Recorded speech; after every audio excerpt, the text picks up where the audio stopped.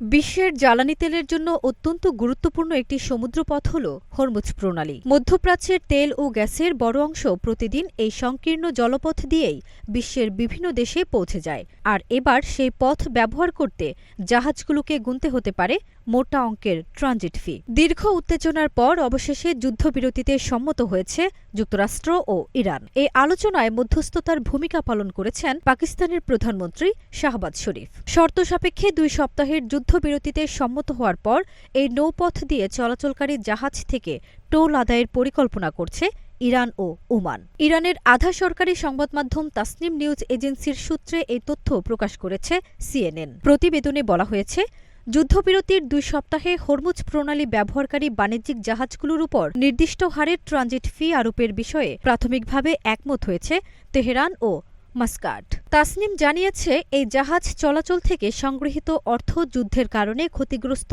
অবকাঠামো পুনর্গঠন ও অর্থনৈতিক পুনরুদ্ধার কার্যক্রমে ব্যয় করা হতে পারে। যুদ্ধ শুরু হওয়ার পর থেকেই কার্যত বন্ধ হয়ে যায় এই গুরুত্বপূর্ণ নৌপথ।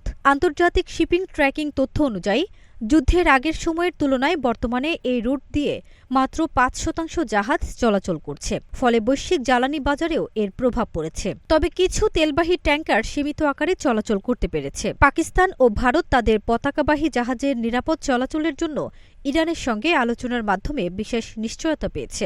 বিভিন্ন সূত্রে জানা গেছে, প্রতিটি জাহাজ থেকে প্রায় $20 লাখ পর্যন্ত ফি দাবি করা হতে পারে। এদিকে যুদ্ধবিরতির আওতায় লেবানন অন্তর্ভুক্ত নয় বলে জানিয়েছে বেঞ্জিয়ামিন নেতানিয়াহুর কার্যালয়। তাদের বক্তব্য, প্রেসিডেন্ট ডোনাল্ড ট্রাম্প 2 সপ্তাহের জন্য ইরানে হামলা স্থগিত রাখার সিদ্ধান্ত নিলেও ইরানকে অবিলম্বে হরমুজ প্রণালী খুলে দিতে হবে। আঞ্চলিক দেশগুলোর উপর সব ধরনের হামলা বন্ধ করতে হবে। অন্যদিকে যুদ্ধবিরতির পর নিজেদের কৌশলগত সাফল্যের দাবি করেছে white house. Press secretary Karoline Leavitt জানিয়েছেন, প্রেসিডেন্ট ট্রাম্পের নেতৃত্বে পরিচালিত সামরিক অভিযানের মূল লক্ষ্য মাত্র 38 দিনেই অর্জন করা সম্ভব হয়েছে।